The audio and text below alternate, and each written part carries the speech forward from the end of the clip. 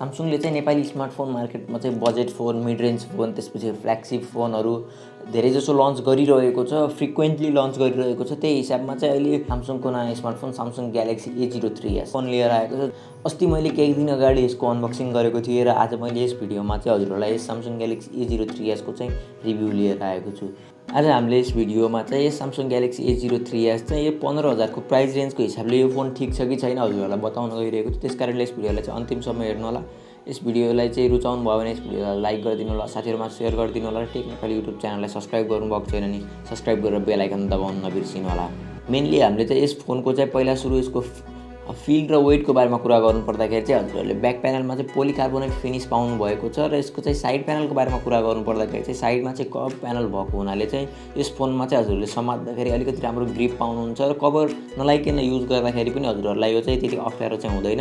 अब यस फोनको चाहिँ वेटको बारेमा कुरा गर्नुपर्दा चाहिँ यस फोन चाहिँ 196 ग्रामको रहेको छ अनि यसको स्क्रिन साइजको बारेमा कुरा गर्नु पर्दाखेरि चाहिँ हजुरहरूले 6.5 इन्चको चाहिँ स्क्रिन साइज पाउन सक्नुहुन्छ, जसलाई चाहिँ हजुरहरूले वान ह्यान्डले चाहिँ राम्रैसित युज गर्न सक्नुहुन्छ। अब हामीले सामसङ ग्यालेक्सी A03s मा चाहिँ कुन चाहिँ डिस्प्ले लागेको छ भनेर कुरा गर्नु पर्दाखेरि चाहिँ हजुरहरूले यसमा चाहिँ PLS TFT LCD डिस्प्ले देख्न सक्नुहुन्छ, जुन चाहिँ सामसङले नै बनाएको छ। PLS TFT प्यानल र IPS प्यानलमा चाहिँ फरक के रहेको छ भनेर कुरा गर्नु होला हजुरहरूलाई जान्न इच्छा होला के होला त्यसको फरक चाहिँ। मैले चाहिँ के भन्न चाहन्छु भन्दाखेरि चाहिँ PLS TFT LCD प्यानल चाहिँ सामसङले नै बनाएको हो। PLS TFT LCD प्यानल चाहिँ IPS LCD प्यानल भन्दाखेरि चाहिँ अलिकति अपग्रेडेड भर्जन हो। यो चाहिँ सामसङले नै बनाएका हुनाले चाहिँ यसमा चाहिँ सामसङले चाहिँ बजेट फोनहरूको लागि युज गर्नको लागि चाहिँ यो डिस्प्ले बनाएको हो। PLS TFT प्यानलमा चाहिँ हजुरहरूले IPS LCD प्यानलमा भन्दा पनि कलर रिप्रोडक्सन निकै नै राम्रो रहेको छ यसमा चाहिँ IPS LCD प्यानलको तुलनामा। अनि त्यसपछि हजुरहरूले PLS TFT डिस्प्लेमा चाहिँ IPS LCD भन्दा पनि राम्रो भ्युइङ एङ्गल पाउन सक्नुहुन्छ भने हजुरहरूले चाहिँ 10% को चाहिँ ब्राइटनेस चाहिँ बढी देख्न सक्नुहुन्छ यस PLS TFT प्यानलमा चाहिँ। IPS LCD प्यानल चाहिँ अलिकति डे लाइटहरूमा युज गर्दाखेरि चाहिँ अलिकति हजुरहरूले प्रपर लाइट चाहिँ पाउन सक्नुहुन्न, ब्राइटनेस फुल गर्दाखेरि पनि राम्रोसित चलाउन सक्नुहुन्न। हजुरहरूले यसमा चाहिँ राम्रोसितै चलाउन सक्नुहुन्छ र हजुरहरूले सजिलैसँग युज गर्न सक्नुहुन्छ। अब यस डिस्प्लेको रिजोल्युसनको बारेमा कुरा गर्नु पर्दाखेरि चाहिँ हजुरहरूले यस डिस्प्लेमा चाहिँ HD+ डिस्प्ले रिजोल्युसन देख्न सक्नुहुन्छ। पिक्सल डेन्सिटीको बारेमा कुरा गर्नु पर्दाखेरि चाहिँ हजुरहरूले 270 ppi पनि देख्न सक्नुहुन्छ। अब यसको ओभरअल डिस्प्लेको बारेमा कुरा गर्नुपर्दा चाहिँ यो डिस्प्ले चाहिँ मलाई कस्तो लाग्यो भनेर कुरा गर्नु पर्दाखेरि चाहिँ हजुरहरूले यस सामसङ ग्यालेक्सी A03s मा चाहिँ निकै नै राम्रो डिस्प्ले पाउन सक्नुहुन्छ। हजुरहरूलाई चाहिँ भिडियोहरू हेर्न अथवा नर्मली गेमहरू खेल्नको लागि पनि हजुरहरूलाई निकै नै राम्रो हुनेछ।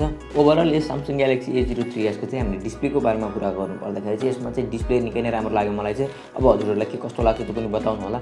IPS LCD प्यानलको सट्टामा यसमा चाहिँ नयाँ टेक्नोलोजी युज भएको जुन चाहिँ PLS TFT प्यानल रहेको छ, त्यसले गर्दाखेरि चाहिँ यो फोनलाई अलिकति राम्रो ब्राइट अनि त्यसपछि भ्युइङ एङ्गलहरू पनि निकै राम्रो गराएको छ। र यस फोनको चाहिँ गेमिङको बारेमा कुरा गर्नुपर्दा अथवा भिडियोहरू कन्ज्युम गर्दाखेरिको बारेमा कुरा गर्नु पर्दाखेरि चाहिँ हजुरहरूले यसको भ्युइङ एङ्गलहरू पनि निकै नै राम्रो रहेको छ र हजुरहरूले युट्युबमा अथवा फेसबुक यस्तै भिडियोहरू कन्ज्युम गर्दाखेरि चाहिँ राम्रोसित भिडियो कन्ज्युम गर्न सक्नुहुन्छ हजुरहरूले। अब हामीले यसको चाहिँ प्रोसेसरको बारेमा कुरा गर्नु पर्दाखेरि चाहिँ हामीले यसमा चाहिँ MediaTekको Helio P35 देख्न सक्नुहुन्छ, जुन चाहिँ 12 नैनोमिटरको मोबाइल प्लेटफर्मको लागि रहेको छ। अब यो प्रोसेसरको बारेमा कुरा गर्नु पर्दाखेरि चाहिँ हजुरहरूले स्न्यापड्र्यागन 450 भन्दाखेरि पनि हजुरहरूले MediaTekको Helio P35 चाहिँ अलिकति एक्युरेट देख्न सक्नुहुन्छ र अलिकति पर्फर्मेन्सको बारेमा कुरा गर्नु पर्दाखेरि अलिकति पर्फर्मेन्समा पनि MediaTekको Helio P35 चाहिँ अलिकति माथि रहेको छ भने सामसङले चाहिँ A03 को सक्सेसरको रूपमा चाहिँ A03s लन्च गरेको छ र यसमा चाहिँ MediaTekको Helio P35 युज गरेको छ, जुन चाहिँ 12 नैनोमिटर मोबाइल प्लेटफर्मको लागि रहेको छ भने हजुरहरूले यसमा चाहिँ A03 भन्दा पनि अलिकति यो फोन चाहिँ अलि अप्टिमाइज रहेको छ। यसको UI देखि लिएर यसको ऱ्याम म्यानेजमेन्टदेखि लिएर सबै यस फोनमा चाहिँ मलाई राम्रो लाग्यो। अब हजुरहरूलाई कस्तो लाग्छ, यदि हजुरहरूले यो फोन किनेर चलाइरहनु भएको छ भने हजुरहरूको फिल कस्तो छ त्यो पनि बताउन नबिर्सिनु होला। अब यसको स्टोरेजको बारेमा कुरा गर्नु पर्दाखेरि चाहिँ कम्पनीले यस डिभाइसमा चाहिँ 3 र 4 GB को ऱ्याम भेरिएन्ट दिएको, दुवै ऱ्याम भेरिएन्ट चाहिँ LPDDR4X मा आधारित रहेका छन्। अनि त्यस्तै गरी अब यसको रोम भेरिएन्टको बारेमा कुरा गर्नुपर्दा चाहिँ कम्पनीले यसमा पनि दुईटा रोम भेरिएन्ट दिएको छ, जुन चाहिँ 32 GB रहेको छ र अर्को 64 GB रहेको छ। यसको सिम ट्रेको बारेमा कुरा गर्नु पर्दाखेरि चाहिँ हजुरहरूले यसमा चाहिँ डुअल सिम र अनि त्यसपछि एउटा मेमोरी कार्ड लगाउन सक्नुहुन्छ भने हजुरहरूले त्यो मेमोरी कार्डलाई चाहिँ एक्सपान्ड गरेर 1 TB सम्मको युज गर्न सक्नुहुन्छ। त्यस्तै गरी यस सामसङ ग्यालेक्सी A03s को चाहिँ सफ्टवेयर र UI को बारेमा कुरा गर्नु पर्दाखेरिमा चाहिँ हजुरहरूले यसमा चाहिँ एन्ड्रोइड 11 को सपोर्ट देख्न सक्नुहुन्छ भने हजुरहरूले क्लिन UI पनि पाउन सक्नुहुन्छ, जुन चाहिँ रहेको छ सामसङको आफ्नो UI One UI 3.1 कोर देख्न सक्नुहुन्छ। अब यस Samsung Galaxy A03s को चाहिँ हामीले रियर साइडमा रहेको क्यामेराको बारेमा कुरा गर्नुपर्दाखेरि चाहिँ हजुरहरूले देख्न सक्नुहुन्छ ट्रिपल रियर क्यामेरा सेटअप लागेको छ। त्यसको साइडमा चाहिँ हजुरहरूले सानो एलइडी लाइट पनि देख्न सक्नुहुन्छ भने अब यस क्यामेराको मेगापिक्सल काउन्टको बारेमा कुरा गर्नुपर्दाखेरि हजुरहरूले चाहिँ 13 मेगापिक्सलको चाहिँ प्राइमरी लेन्स देख्न सक्नुहुन्छ भने 2 मेगापिक्सलको डेप्थ सेन्सर र 2 मेगापिक्सलको म्याक्रो सेन्सर देख्न सक्नुहुन्छ। अब रियर साइडबाट लिएको क्यामेराको चाहिँ स्याम्पलको बारेमा कुरा गर्नुपर्दाखेरि चाहिँ पिक्चर क्वालिटीको बारेमा कुरा गर्नुपर्दाखेरि चाहिँ मलाई चाहिँ त्यो पिक्चर क्वालिटी चाहिँ मलाई एभरेजै लाग्यो। तर यो प्राइस रेन्जको हिसाबमा हेर्दाखेरि चाहिँ यो प्राइस रेन्जमा अरूले चाहिँ कस्तो दिइरहेको छ भनेर हेर्दाखेरिमा चाहिँ मलाई चाहिँ राम्रो लाग्यो। हजुरहरूलाई चाहिँ के कस्तो लाग्छ त्यो पनि बताउनु होला। अनि त्यस्तै गरी यसको चाहिँ फ्रन्ट क्यामेराको बारेमा कुरा गर्नुपर्दाखेरि चाहिँ अगाडिपट्टिको साइडमा चाहिँ 5 मेगापिक्सलको क्यामेरा चाहिँ हजुरहरूले देख्न सक्नुहुन्छ। अब हजुरहरूलाई यस Samsung Galaxy A03s को चाहिँ क्यामेरा क्वालिटी के कस्तो लाग्यो त्यो पनि कमेन्ट गर्नु होला। अब यस Samsung Galaxy A03s को चाहिँ हामीले सेक्युरिटी फिचरहरूको बारेमा कुरा गर्नुपर्दाखेरि चाहिँ हजुरहरूले अगाडिपट्टि रहेको फ्रन्ट क्यामेराबाट चाहिँ फेस अनलक गर्न सक्नुहुन्छ भने हजुरहरूले चाहिँ साइड माउन्टेड फिङ्गरप्रिन्ट सेन्सरबाट चाहिँ हजुरहरूले फिङ्गरप्रिन्ट युज गरेर अनलक गर्न सक्नुहुन्छ। दुवैको एकुरेट र अनि यसको स्पिडको बारेमा कुरा गर्नुपर्दाखेरि चाहिँ फ्रन्ट क्यामेरा पनि एकुरेट रहेको छ।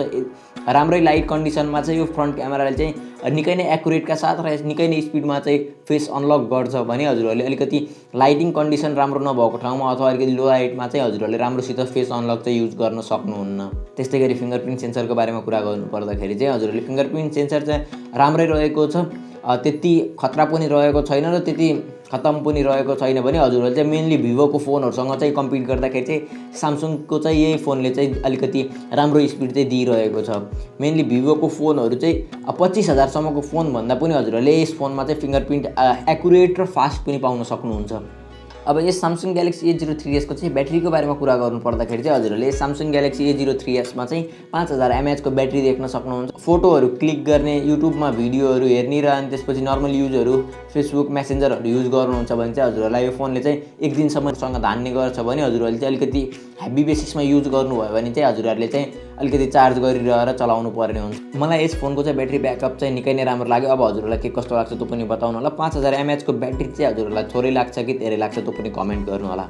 अनि त्यस्तै गरी यसमा चाहिँ हजुरहरूले बक्समै 15 वाटको फास्ट चार्जर पाउन सक्नुहुन्छ। अब यसको चाहिँ नेपाली प्राइसको बारेमा कुरा गर्नुपर्दाखेरि चाहिँ मैले अस्ति अनबक्सिङ भिडियोमा पनि भनेको छु र धेरै साथीहरूले चाहिँ भिडियो नहेरिकन चाहिँ यसको प्राइस के कति रहेको छ भनिदिनु होला भन्नुहुन्छ। भिडियो सधैँ भिडियो पुरा हेरिसकेपछि त्यसमा यदि केही इन्फर्मेसनहरू छुटेको रहेछ भने कमेन्ट गरिदिनु होला। केही छुटेको छ भने चाहिँ यो स्पेक्स चाहिँ यो इन्फर्मेसन चाहिँ छुटेको छ हजुरले बताइदिनु होला भनेर चाहिँ भन्दा राम्रो हुन्छ जस्तो लाग्छ मलाई चाहिँ। हजुरहरूलाई के कस्तो लाग्छ त्यो पनि कमेन्ट गर्नु होला। अब यसको प्राइसको बारेमा कुरा गर्नुपर्दा चाहिँ नेपालमा दुईवटा भेरिएन्टमा लन्च भएको छ यो फोन, जुन चाहिँ 3+32 GB वाला भेरिएन्टलाई चाहिँ हजुरहरूले 15,479 रुपियाँमा चाहिँ पर्चेस गर्न सक्नुहुन्छ। अनि त्यसपछि हजुरहरूले 4+64 GB लाई चाहिँ हजुरहरूले 16,979 रुपियाँमा चाहिँ पर्चेस गर्न सक्नुहुन्छ। अब हजुरहरूलाई यो भिडियो के कस्तो लाग्यो त्यो पनि कमेन्ट गर्नु होला। यस भिडियो मन पर्यो भने हजुरहरूले यस भिडियोलाई लाइक गरिदिनु होला, साथीहरूमा सेयर गरिदिनु होला र टेक नेपाल युट्युब च्यानललाई सब्स्क्राइब गर्नुभएको छैन भने सब्स्क्राइब गरेर बेल आइकन दबाउन नबिर्सिनु होला।